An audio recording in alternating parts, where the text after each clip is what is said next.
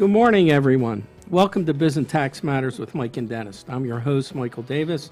I'm a certified public accountant. My co-host is Dennis Markowitz. Hi, and I am an enrolled agent. We both operate from Bucks County, Pennsylvania. Today, our special guest is Russ Romano, who's a retirement income certified professional with Northwestern Mutual Wealth Management in Jamison. Thanks for having me, Mike. You're welcome. Glad you can make it. Our mission is to inform our listeners every other week as to the various aspects of running a business, the tax code, and answer any questions you may have. So if you have any questions, please call into our call-in number 609-460-4673. And if you're interested in any of our past shows, they're now available on our website at www.bizandtaxmatters.com. We're also simulcast live on video today through PANJ YouTube page. PANJTV.com. Yep, thank you. And we will monitor your comments and provide our feedback. Just so you know, if you're listening to our live show, today is Tuesday, November 27th, 2018. We also have an email address, which is bizandtaxmatters@mjdaviscpa.com. The show will be replayed every day for the next week at 11 a.m. on PANJradio.com. So if you're not listening to our live Tuesday show, send an email with your questions and we'll answer it on our next show. Again, the email address is bizandtaxmatters@mjdaviscpa.com. Please note Biz and Tax Matters in the subject. Once again, the live call-in number is 609-460-4673. And in the past 2 weeks, we received an email from a gentleman in New Jersey asking, what are the tax ramifications if I take out some of my IRA money to pay bills? I am 61 years old as of October, if that's a factor, which it is a factor because if you were under 59 and a half, it would have been a 10% penalty in addition to whatever income tax there is. The tax depends on the income of the individual. This particular individual happens to be a client who's in the 10% bracket. And if he takes about $10,000 out, he's still going to be in the 10% bracket and 1 3/4% for his state, which is New Jersey. Any more than that, when he goes to the next level, be at 12%, and then New Jersey at that point becomes 3.5%. Basically, that's the tax information on the first $10,000, and anything else, anything beyond that. If it gets more than that, the tax rates go up, give us a call in the office. And in the last 2 weeks, we've had some tax updates, one of which is the IRS released the qualified retirement plan amounts for those retiring, which kind of fits in with our topic today. Our topic today is going to be tax planning for 2018. The qualified retirement amounts were released by the IRS and increased due to cost of living for pension plans and other retirement items for 2019. Many of the limits applicable to the pension and retirement plans have increased. For example, the deferral limit for those in a 401k, 403b, 457 plans have been increased from $18,500 to $19,000. With the limit on annual contributions to an IRA, which last increased in 2013, is now going to be increased from $5,500 to $6,000. The benefit limit for a defined benefit plan has been increased from $220,000 to $225,000, and defined contribution plans are increasing from $55,000 to $56,000. The income ranges for determining eligibility to make deductible contributions to a traditional IRA and to contribute to Roth IRAs and claim the savers credits have all increased in 2019. You can find the information out on that if you look at the IRS news release, IR 2018-2011, and notice 2018-83. the cost of living increases that they have, it's appropriate that because of everything costing much more, that you're allowed to put more away. Correct. And to put more away, you really need the advisors. You not only need the accountant, but you also need the investment person. Financial advisors, correct. Because of the fact that nothing is simple. It's extremely complex. And, sometimes a decision one way affects a decision another way. So it's something you should actually consult with your financial people about, and not just assume that you know what the answer is or what to Correct. do. Correct.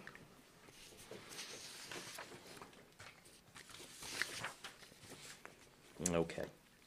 The IRS has issued proposed regulations on hardship distributions from the 401k plans that take into account changes from the Bipartisan Budget Account Act of 2018, the Tax Courts and Jobs Act, and other acts. Among other things, the proposed regulation eliminated any requirement that an employee be prohibited from making elective contributions after receiving a hardship distribution, or that an employee must first take plan loans before receiving a hardship distribution. The proposed regulations also eliminate the facts and circumstances and determination of whether the distribution is necessary to satisfy a financial need, and provide for a new general standard under which a hardship distribution may not exceed the amount of an employee's need, and the employee must represent having insufficient cash or other liquid assets to satisfy the need. Special rules apply to the plan amendments, applicability dates, and reliance.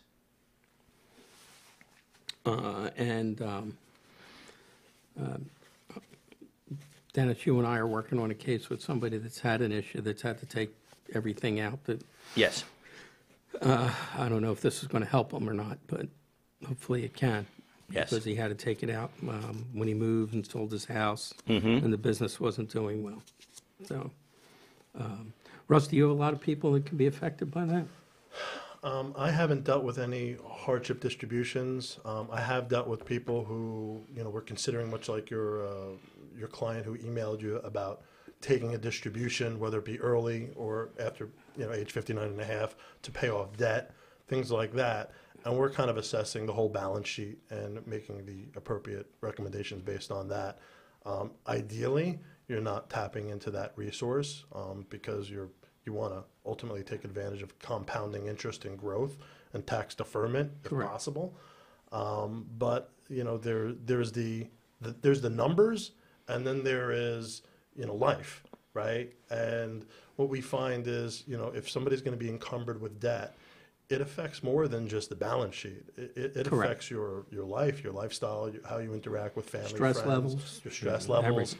So, again, there's the numbers and there's real life, and we play a balancing act for our client. We have to have some type of balance for our clients in making recommendations. I'll show them the black and white tax consequences and penalties. But with that said, if it's going to allow them to live a more fruitful life by not being encumbered with excessive debt, then sometimes you have to make a decision that may not be the most by the numbers appropriate. If that makes Russ, sense. I had an interesting question last week by someone who wanted to take money out of their retirement funds, Okay. premised solely on the fact that they anticipated the market to go down. Oh boy. Well, Why not just convert it to cash and let it sit still in the retirement funds and not pay the tax on it? well, I think time in the market is a failed strategy. Many smart people have tried to do it, and nobody has successfully done it consistently over a long period of time. So we don't time the market in the way we manage our assets. We want to have exposure in a lot of different assets and a lot of different asset classes, because not everything goes down at the same time and not everything goes up at the same time. So there are parts of an investment portfolio that even in a crazy, wacky, volatile market that are actually doing quite well. But the overarching theme is, for somebody who is investing, whether it's non-qualified or qualified accounts, and there's dips and there's volatility, assuming that they don't have to touch this asset for another 10, 15, 20 years, depending upon the time horizon, gosh, I look at that as shopping on Black Friday, right? I look at that as an opportunity to buy at a discount, is what I'm saying. So I welcome, quite frankly, aspects of volatility for somebody who doesn't need to access this asset for income in a short period of time, if that makes sense.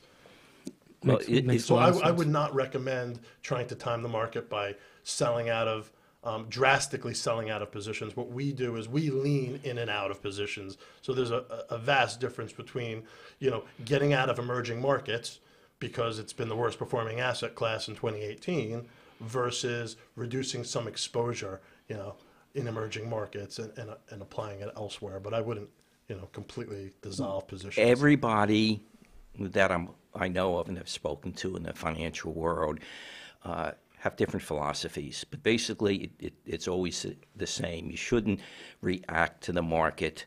You should have a plan, you should be diversified, and you should have a well-balanced portfolio. Whether the well-balanced is in whatever category you want, it's still a plan. No one plan is the great. Unless you want to invest in old companies like General Motors or Sears or General Electric. They go That's up a and different down, too. story. And out. Correct. Yeah. Yep, I think, wasn't it the founder of Facebook that said to the company that they will be going bankrupt, that maybe 30 years down the line, but that the cycle of a large company is 30 years, in his opinion? And I deal with a lot of clients who have vast exposure to their employer's stock, Merck, Pfizer, all these companies. And these are wonderful companies. But with that said, our philosophy is mitigating risk in a lot of different areas, right? So if you have a large percentage of your overall savings in one particular bucket, you're leaving yourself susceptible to extreme risk there. So we want to spread our money out. So Right. if something does happen to one of those companies, you're not in financial ruin, right? Yeah, don't put all your eggs in one basket. That's right. It's simple, but more often than not, people don't follow that adage. And more often than not, people know that they should buy low and sell high. But in reality, the common investor does the exact opposite. Because they operate on a reactional They basis. react, correct. they It's react. emotional. Yes. Yeah. We take the emotion out of saving. At least we try to. We help educate our clients so they're taking the emotion out. We're not getting too many phone calls in my practice about all the crazy volatility going on because we're training our clients that this is all part of the cycle, and we don't predict the end of day is coming.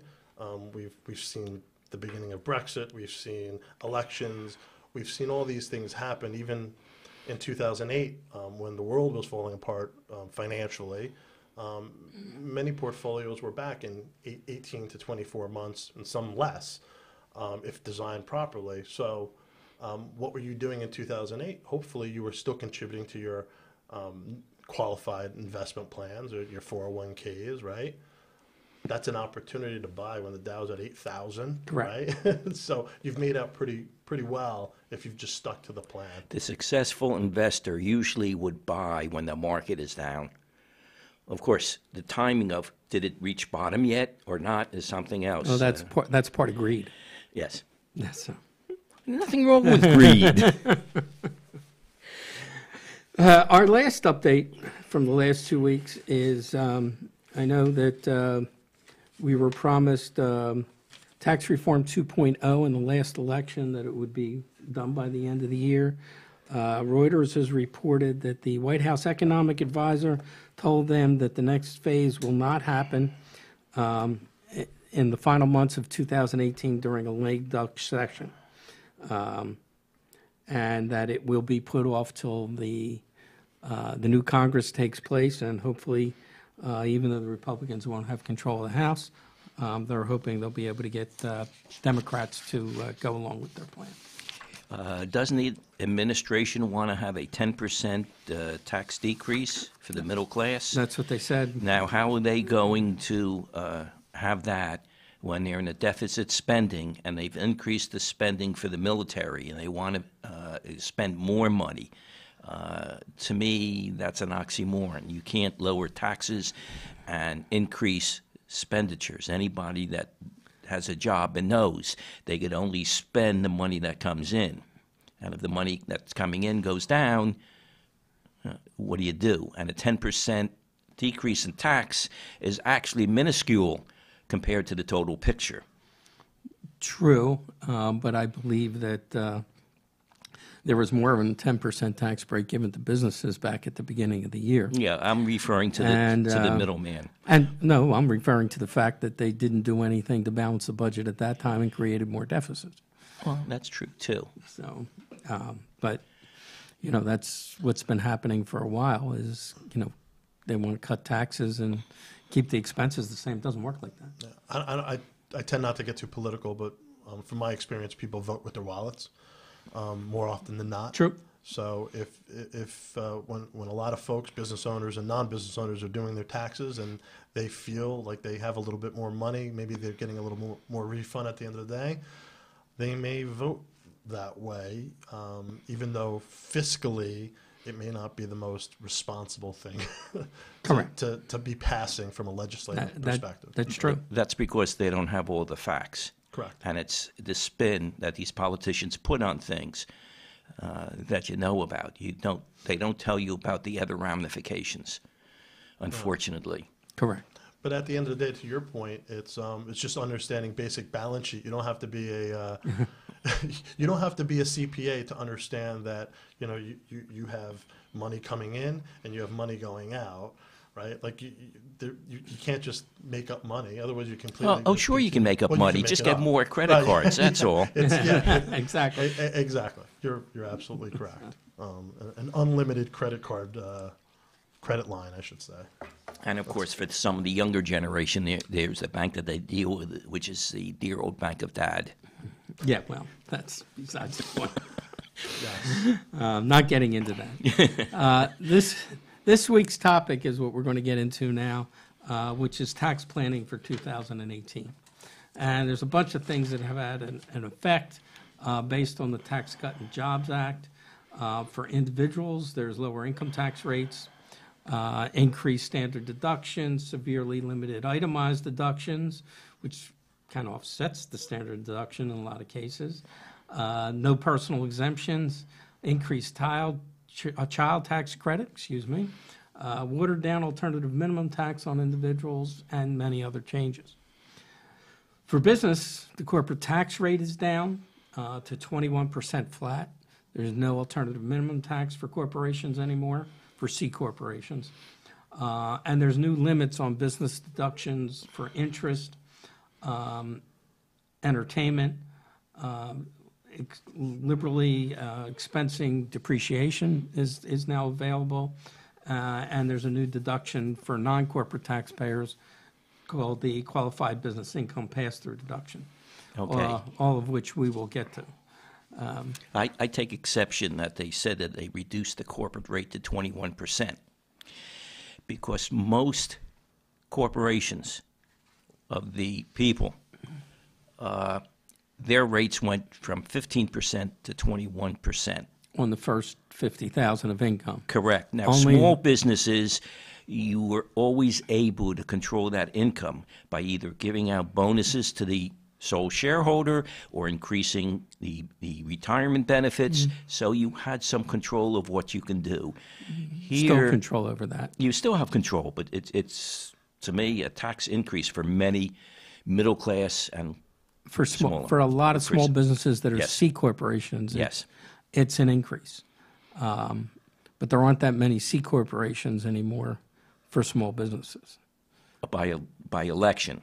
By election, and they can still elect to be S corporations or whatever they want to be if they want to change that. Yes. But you're right, it's a large increase, about 40% for anybody that's a C corporation that was only making 50,000 or less of profit. But for the big companies, it was a windfall. Oh, absolutely. Yep. So, and we'll talk a little bit more about that. we still may look at this and find that deferring income and accelerating deductions may still be something that works for a lot of people.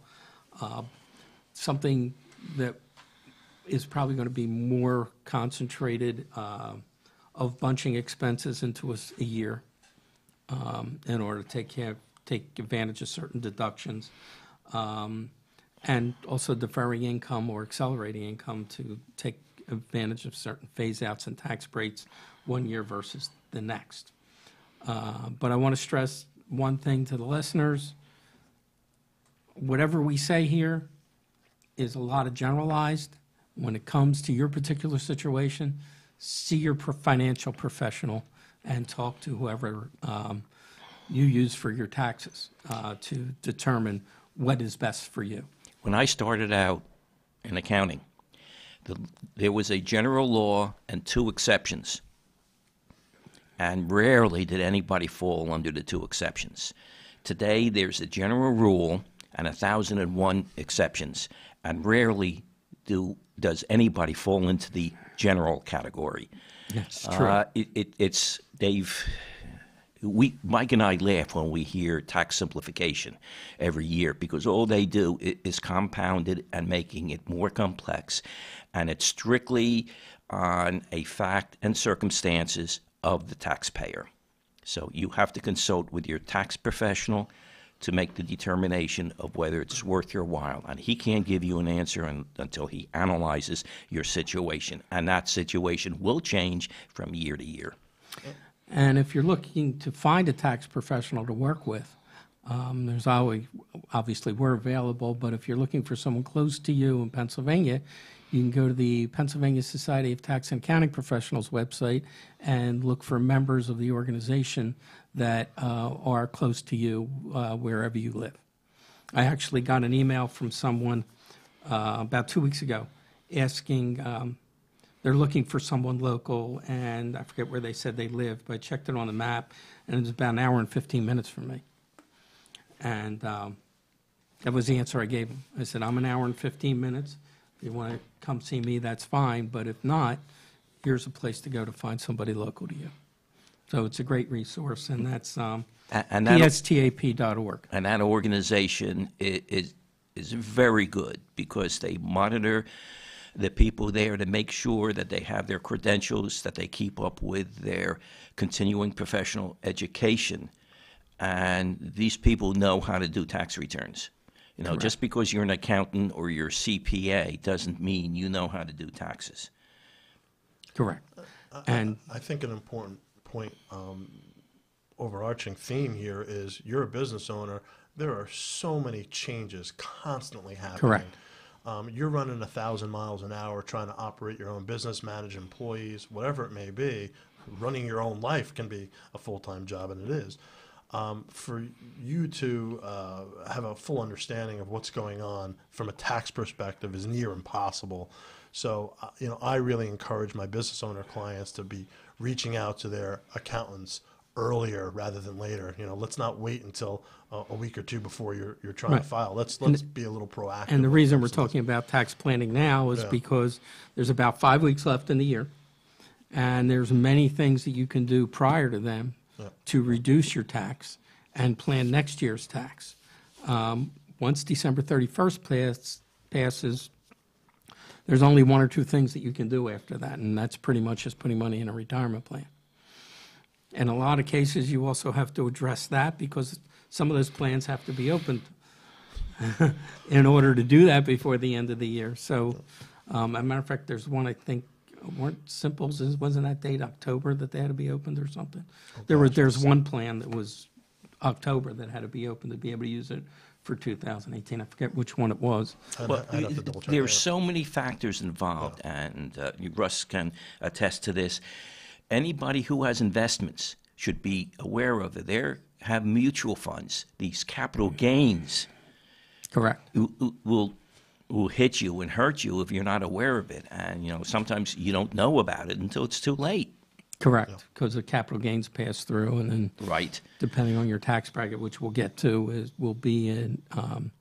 can hit you. Although capital gains are generally, short-term capital gains are taxed less. So, I'm going to start with planning for individuals. For high-income earners, they really need to watch out for the 3.8% surtax on earned income or modified adjusted gross income in excess of the threshold, which is $250,000 for joint returns. And this may be something that people looking at that are in that situation where they're going to pay that 3.8% is they may want to defer any additional net investment income to the following year if they can. And if they're finding that their net investment income is lower than normal, they may want to try to accelerate it if possible, which in certain situations can be done. Russ, you can probably be extremely instrumental in that because investments can either be dividend generated or growth generated. So if you're in a high bracket, you may want to evaluate which type of investments that you prefer. Right, and look at the additional 3.8% tax on those. Yes. Correct. Yeah, if we're talking about non-qualified assets. Yes. Yeah. Absolutely. I mean, these are things that you have to be conscious of. What tax bracket, what income are we going to be showing? What dividends is that spinning off? Are we executing on tax loss harvesting as well? So there's a lot of different factors that we speak to our clients about. Right. Sure Yeah, that Russ, I think you should explain to our audience the difference between a deferred plan and a non-qualified plan. Okay. Because Yep. Well, a non-qualified plan wouldn't be subject to IRS tax favorability, right? It would be, just your straight mutual funds or stocks, bonds outside of some type of a IRA or 401k, right? These are subject to capital gains taxes, either short-term or long-term, and full income taxes on dividends that are being spun off of these type of investments. So, we want to monitor those type of accounts and versus the retirement type accounts or qualified accounts. These are your 401ks, 403bs, SEP IRAs for, self-employed folks and simple IRAs. These are accounts that have the ability to defer income and take advantage of tax deferment along the way. And then, the downfall of those is when you go to use that money in the future, you're going to be paying full income taxes, except we don't quite know what the income taxes are going to be at that point, right? Correct. So that's kind of what you're kicking the Correct. can down the road. But from a tax planning perspective today, it's a very valuable tool in many different instances. And a lot of those qualified plans have Roth options. Yes. So you don't worry about the tax down the line. You pay the tax now. But again, that's something that people need to talk to their tax professional to see which is better for them. Yeah, I mean, the Roth conversion is a hugely valuable tool. I can't tell you how many people we speak with who are approaching that, 69, 70 years old of age, and they're going to be hit with a tax time bomb where they're going to be required to take more distributions than they even need, thus paying more in income taxes. So the sooner we can start implementing Roth conversions, which is taking money from that tax deferred bucket and converting it to a Roth IRA money, you're now not subject to required minimum distributions. You're taking tax deferred money and putting it in a tax free bucket. But there's strategy involved, right? Correct. When do you make that conversion?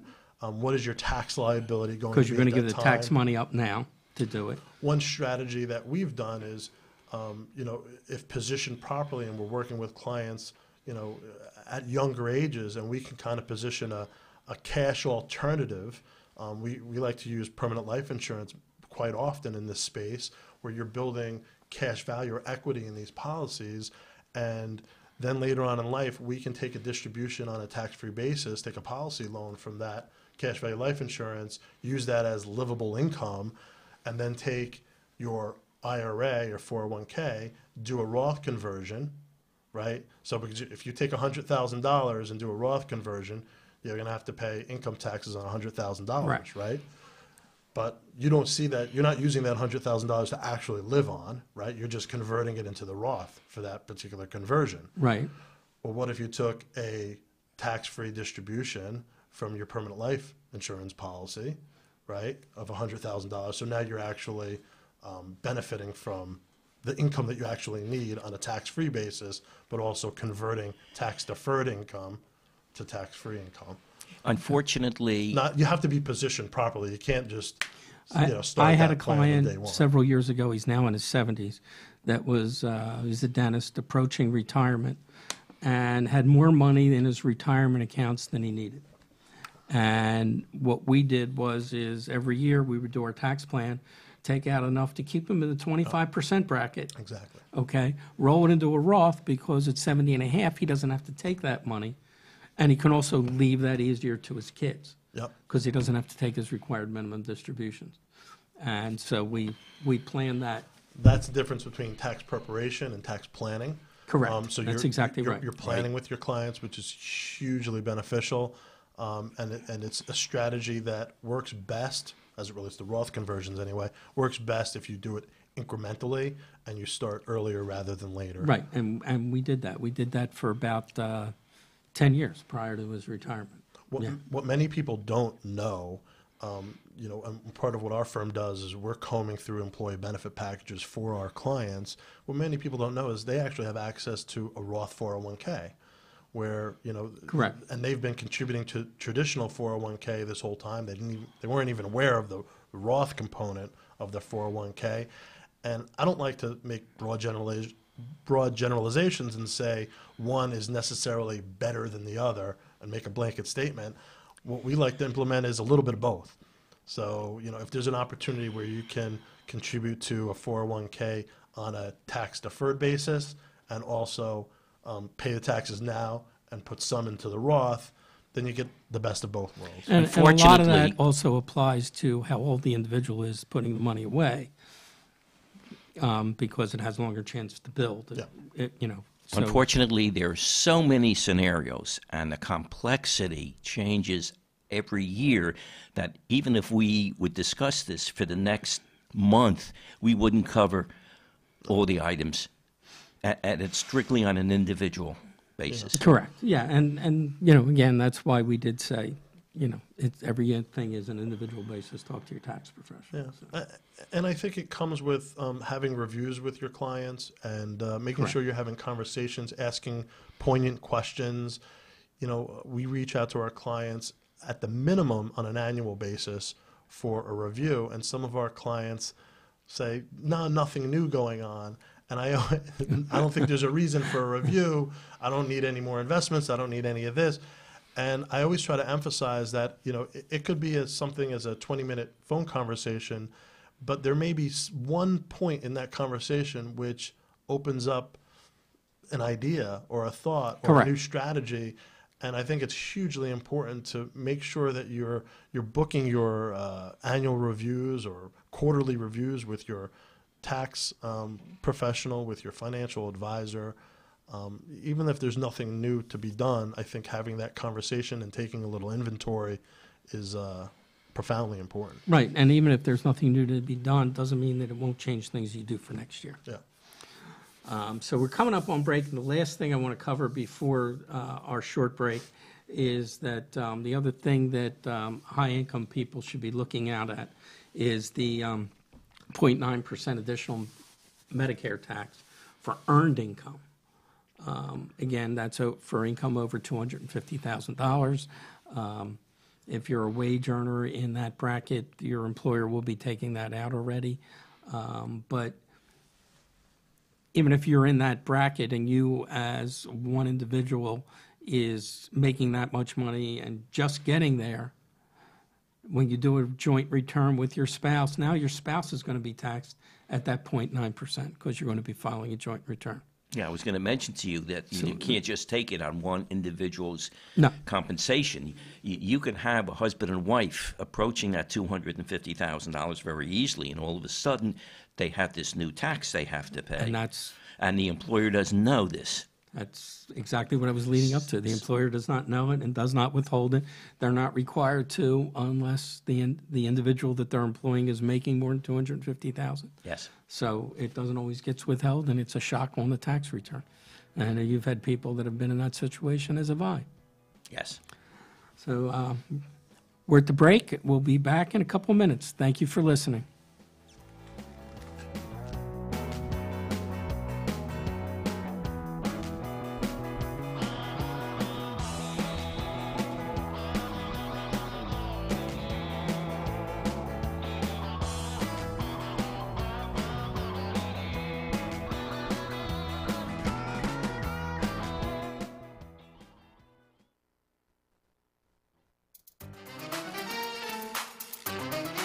Hey, I'm Deirdre Anderson with Delish Catering, And I'm Laura Mangone from Chambers Walk Cafe and Catering. and we'd like you to join us on Food for Thought, where what do we talk about, Laura? We talk about restaurants, we talk about Pet recipes, peeves, pet food. peeves, bitchy hostesses, All sorts of food-related items. all sorts of Tune food in. stuff, and sometimes not so much food stuff. We go off on segues, but we have a lot of fun, don't we? Absolutely. So join us on Food for Thought. PANJradio.com, 1 o'clock weekdays.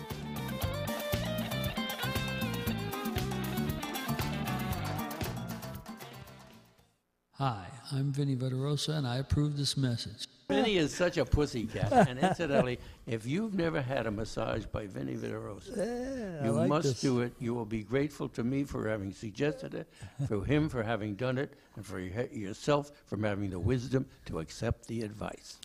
Have Table Will Travel with Vinny Verderosa. He's got magic thumbs. The man has magic thumbs. He really does. He really does.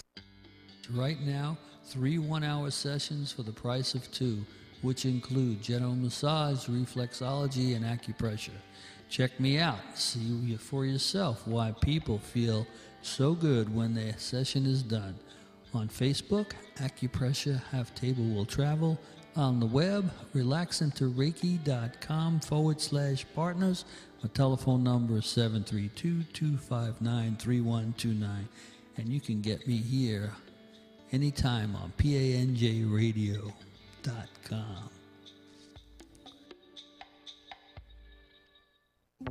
I can't get my computer to work. Let me help you with that.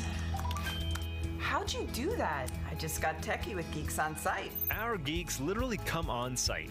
No need to stop what you're doing or block off time. We come to your home, office, or wherever you are. And we don't just fix whatever computer issues you might be having. We explain and teach you along the way so you can feel empowered and then help others at home or in your office. Better yet, don't have time for tech support to come to you? Let us remote into your desktop or laptop, and one of our geeks will instantly walk you through. We offer affordable prices on our remote services and IT support. You and those in your office will never have to wait hours to have your technical questions answered. Get your free computer diagnosis today with your very own geek. Get started now and we'll help you instantly. Call 844-606-8411. 844-606-8411. That's 844-606-8411. Have you been thinking about trying Viagra or Cialis? If you're paying $20 a pill for Viagra, you're being taken to the cleaners. Our pill delivers the exact same results for less than $2. Save more than $16 a pill for the same results. Get 50 blue or 50 yellow pills for just $99. You save more than $500. Ordering is fast and easy with your pills delivered to your door in an unmarked package. Call us right now. 800-359-9116. 800-359-9116.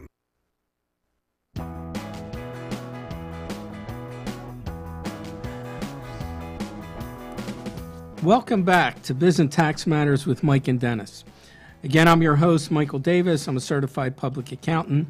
My co-host is Dennis Markowitz. And I am an enrolled agent. And we both operate from Bucks County, Pennsylvania. Our mission is to inform our listeners every other week as to the various aspects of running a business, the tax code, and answer any questions you may have. So please call any questions you may have into our call-in number, 609-460-4673. Today is Tuesday, November 27th, so if you're listening today, you can use that number. If you're listening to one of the recorded shows over the next week, please send an email to businessandtaxmatters@mjdaviscpa.com.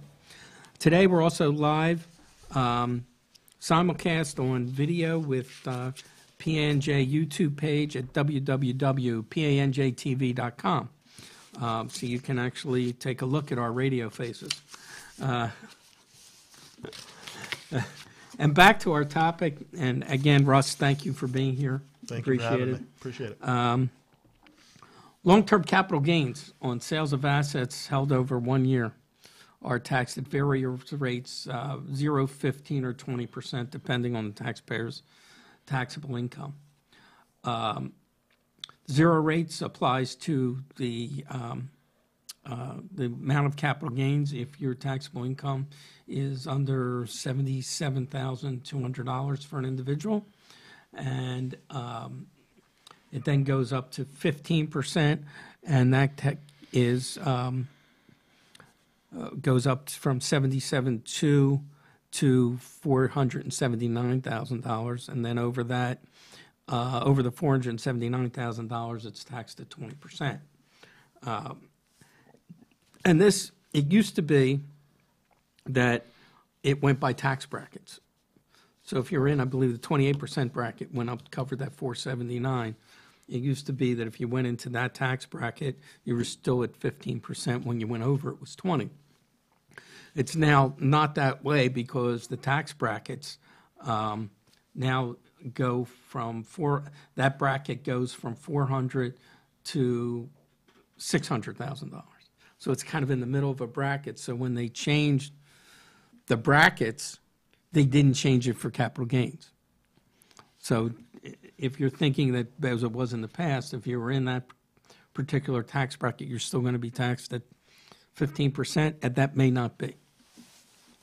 So it's something to look at where you are to determine what you want to do with capital gains.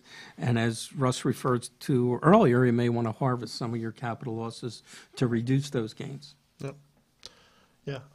It's something that we keep an eye on.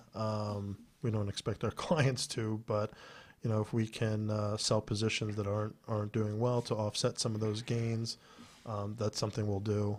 We also use it when we have to rebalance a particular portfolio. Mm-hmm. If we're too out of line, maybe we have too much exposure and we're heavily weighted U.S. large cap stocks for whatever reason.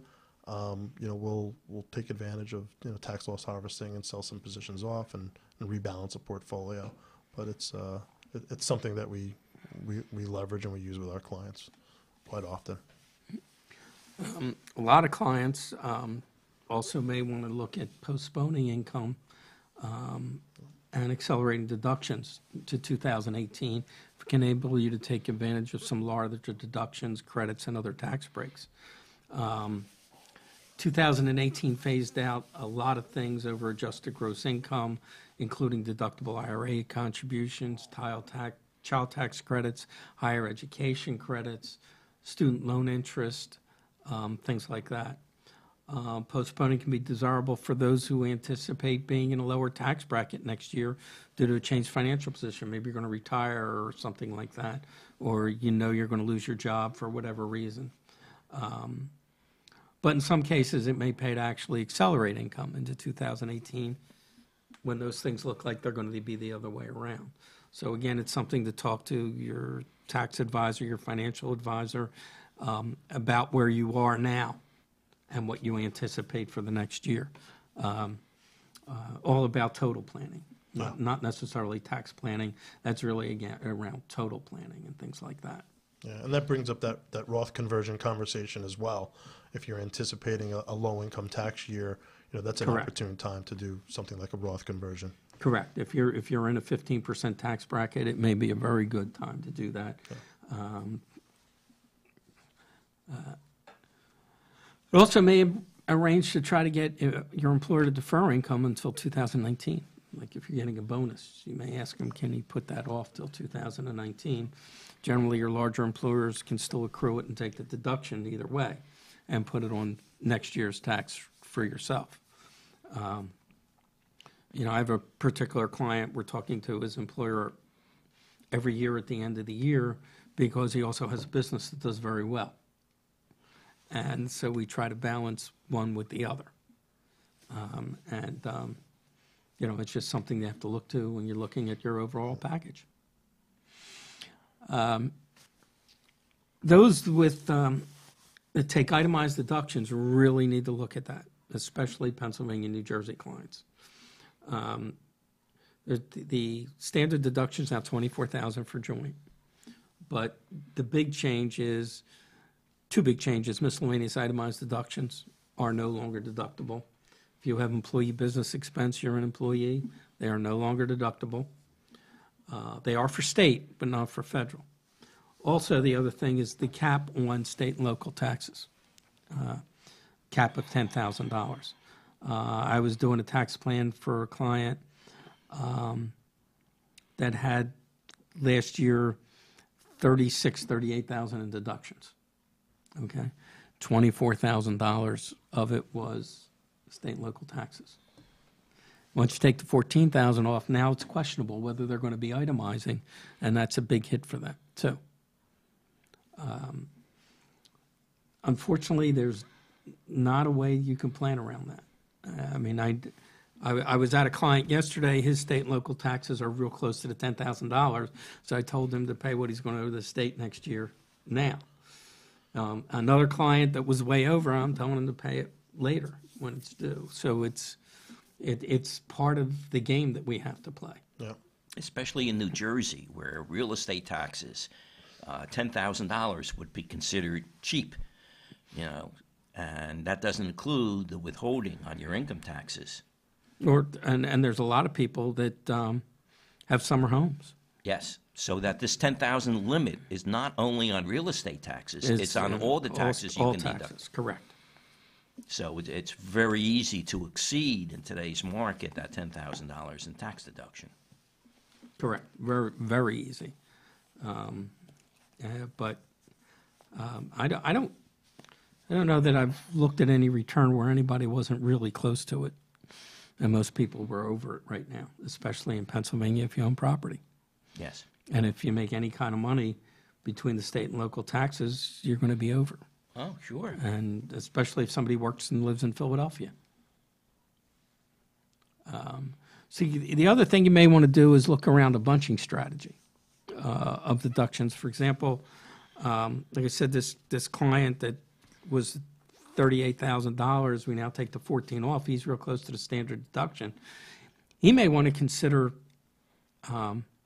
taking next year's charitable donations and making them this year. Okay, where now he'll be getting the deduction for him, whereas next year he may not, because he's going to be right around the standard deduction. So to get everything else up.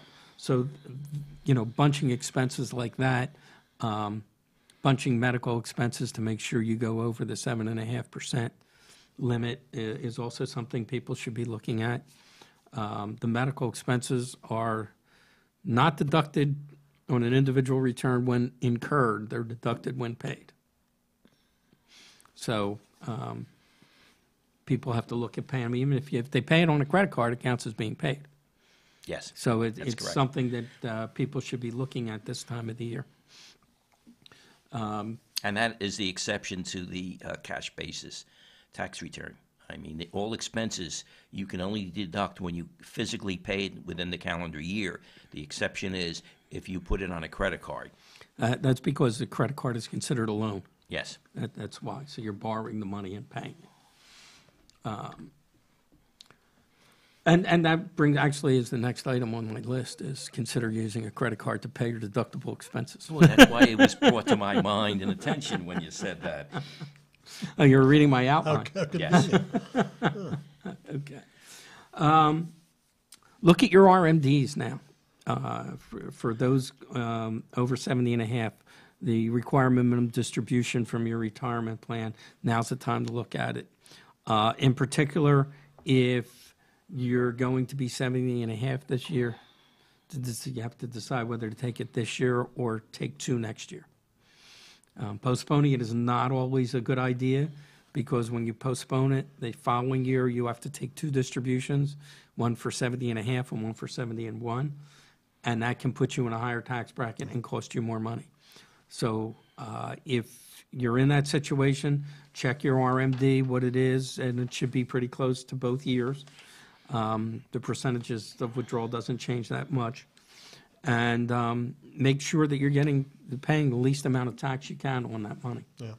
One of the strategies we've used with some of our clients who, at this point, they're approaching RMD age. They have a big pile of money in their tax deferred accounts. There's typically very few strategies you can do. Roth conversions, but they're still incurring some, obviously some taxes. We've utilized a QLAC, qualified longevity annuity. So we're taking money out of some money, I think up to about $125,000 per spouse inside of an IRA, and we're taking that out of the RMD bucket, and we're delaying that because these are for people who may not have usage for that income. They have more than needed inside their tax-deferred retirement accounts, and we're delaying that. With a couple of clients I'm thinking of, we're delaying it to age 85 before they're taking distributions from that QLAC portion. So there are a few strategies to help reduce the exposure to RMDs. That's just one of them. And also, if you're over 70 and a half, you'll have the opportunity of taking your RMD and having it donated directly to a charity, in which case you don't get the deduction, but you're not taxed on the traditional, on the distribution. And that's big in particular if you're in a situation which a lot of people at 70 and a half aren't going to be itemizing deductions because of the tax issue, the limit on the taxes. So it would benefit them to make their contributions through their RMDs. Another problem that I've encountered recently is people that have retirement funds, IRAs, sometimes don't realize that they have it in different modes of investments and not under an investment advisor. So they just assume their distribution is correct. It could be incorrect because you have to actually make a calculation. And if it's wrong, you can be subject to a 10% penalty. People don't realize. And of course, any tax preparer is not going to know this if he's just putting it in the return until several years later when the IRS says, hey, you didn't take enough money out. And the taxpayer says, well, that's good. I have more saved for me. No, it's not good. Correct. And the only exception to that, to the RMD, is for Roth. Yeah. If you have money in a Roth, you don't have to take it out. Which if you're putting money away and you're not going to necessarily need it for retirement, definitely should be in a Roth at that point for that reason. Another thing that people can use is they can take rollovers from their retirement plan. If they're in a situation where they owe estimated taxes, they're going to be in a penalty situation. They can take a rollover distribution from their retirement plan. As long as they put it back within 60 days, there's no tax on it. And that would give them the opportunity to pay their estimated taxes, avoid penalty, and then when they get the money, put it back.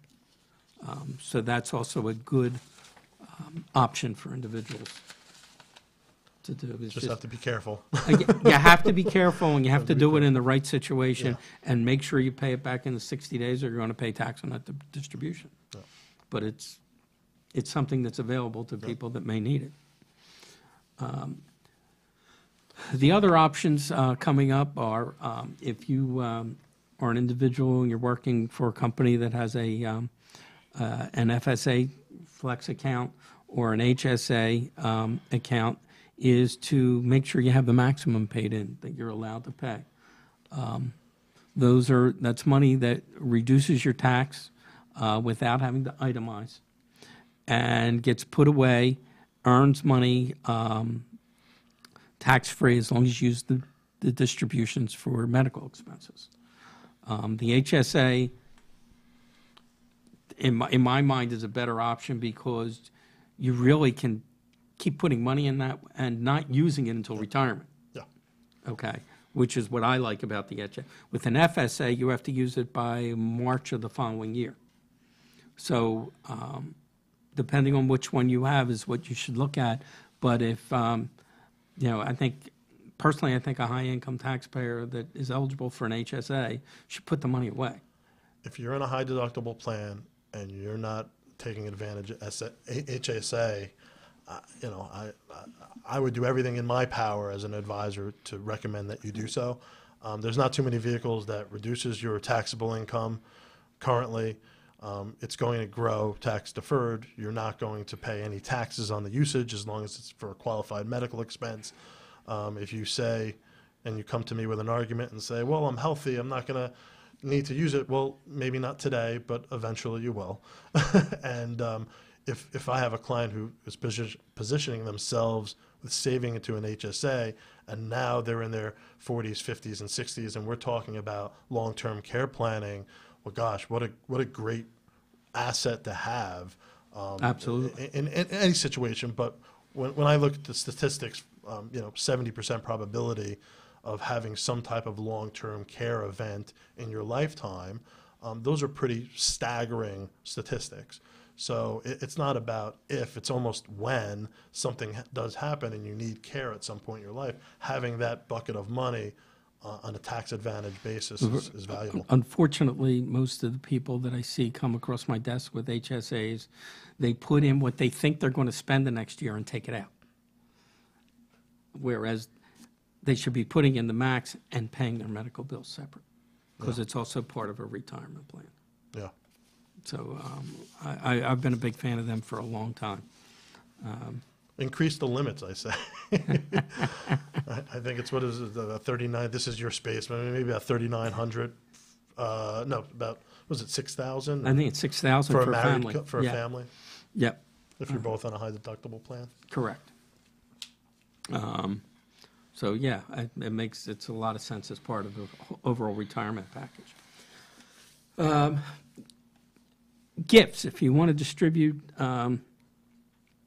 money to family members, children, you can make gifts to each of $15,000 a year. Per person can give $15,000 a year. So if you're a married couple, you can each give one child $15,000. Each. That's $30,000. I actually had that question asked of me yesterday with a client that is getting an inheritance from a parent that passed away, and they want to give a lot of it to their kids. So the two things I told them, one is the $15,000 limit per family member. We went through that we just went through. I also told them, if the will allows it, and they can say, hey, I don't want this distribution, you can tell them you don't want to take part of the inheritance, provided that's established in the will. And then it goes directly to the child, and it doesn't matter whether it's over the $30,000 or not. So, again, there's exceptions to everything, as you talked about. Right. Everything has an exception, and it's keeping track of the exceptions. It's a big difficulty. The general public really doesn't understand this gift tax, because the question I always get is, who pays the tax on it? Nobody. That was part of my question yesterday, too. Nobody paid. Nobody. So a gift. Well, the person giving it technically pays the tax, provided they have a taxable estate. Yes, which is in excess of $5.5 million. Correct. But there is no gift tax on the state end. Right. Either. So it's and that was, like I said, a whole conversation yesterday I had with a client during their business tax plan. Oh, by the way. Mm-hmm. So while we're doing the work, we still do that. So I want to thank everybody for listening. It seems like we're out of time. We're going to continue this next week and talk about planning for businesses in 2 weeks. In 2 weeks, not next week. In 2 weeks. So thank everybody for listening, and have a great 2 weeks.